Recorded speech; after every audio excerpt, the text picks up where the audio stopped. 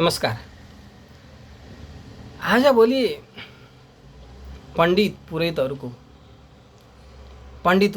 हुने लहर चलेको छ। जागिर छोड्यो, आजभोलि त म पण्डित्याइ गर्न थालेको छु, पाठ गर्न थालेको छु, पुरोहित भएको छु, पण्डित भएको छु। यो लहर चलेको छ गाउँ-गाउँमा। अब रिटायर जिन्दगी के भन्दा पुरोहित हुने। आदरणीय पुरोहित साथीहरू, तपाईले गरेको पुरोहितै कर्म के हो थाहा पाउनु भएको छ? तपाईमा कति अध्ययन छ?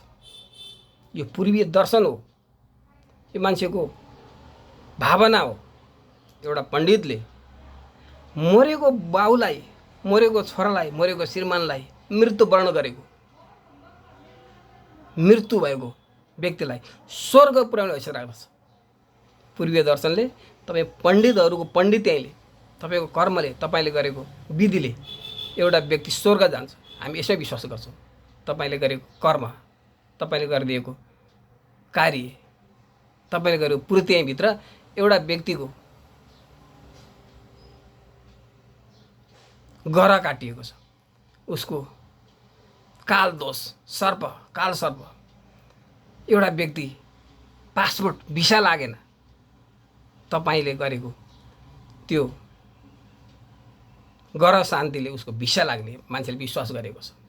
सन्तान प्राप्ति भएन, तपाईले गरिदिएको यज्ञले, तपाईले गरिदिएको पाठले, तपाईले गरिदिएको पूजाले, तपाईले गरिदिएको विधिले उसको मन शान्ति भएको छ र उसले मोक्ष प्राप्त गरेको आभास गरेको छ। तर तपाईँ त्यही कर्म गर्दै हुनुहुन्छ। कति ज्ञान प्राप्त गर्नुभएको छ। एउटा व्यक्तिले, नपढेको मान्छेले एउटा औषधि बेचिदियो भने के हुन्छ? कल्पना गर्नुभएको छ? कति पढेकै छैन, गफ लगाएको भर्ने, उसले आधिकारिक रूपमा 4 महिना पनि पढेको छैन, तर गफ लगाएर तपाईलाई एउटा औषधि बेचिदियो भने के हुन्छ? हो, ठ्याक्कै आध्यात्मिकता पनि त्यही हो। यहाँ त नाप्ने, परिणाम दिने कुरो छैन। परिणामलाई मन मस्तिष्कले मात्रै महसुस गरिन्छ मात्रै हो।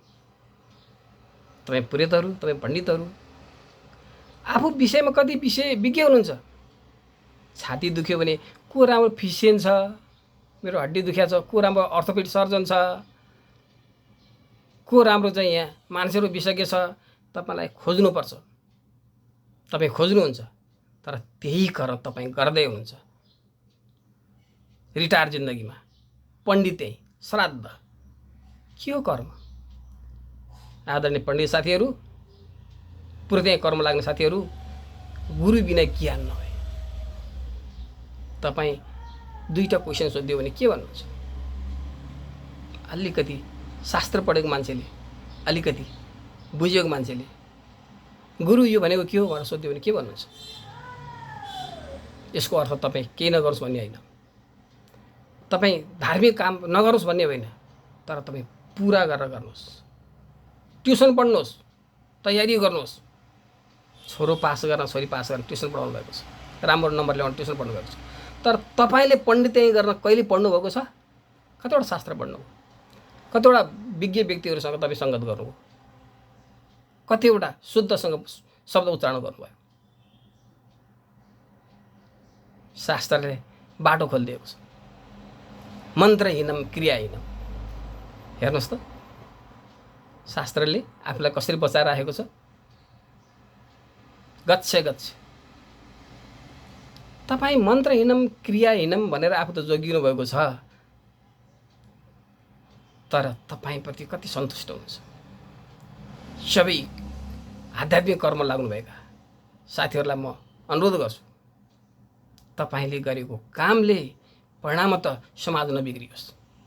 किनभने कम ज्ञान भएपछि यजमानले जे भन्छ तपाईँ हुन्छ भन्नुहुन्छ, भइहाल्छ नि भन्नुहुन्छ। किनभने तपाईँ त्योसँग टक्कर लिन सक्नुहुन्न। शास्त्रीय ज्ञान तपाईसँग छैन। शास्त्रले के भनेको छ, कुन ऋषामा के भनेको छ, कुन धारामा कुन भनेको छ, कुन किताबले के भनेको छ, तपाईसँग ज्ञान छैन। अनि यजमानले यसो गरौँ न गुरु, हुन्छ। बिहान गरौँ न गुरु, हुन्छ। बेलुका हुन्न र गुरु, हुन्छ। पैसा चढाएर हुन्न गुरु, हुन्छ।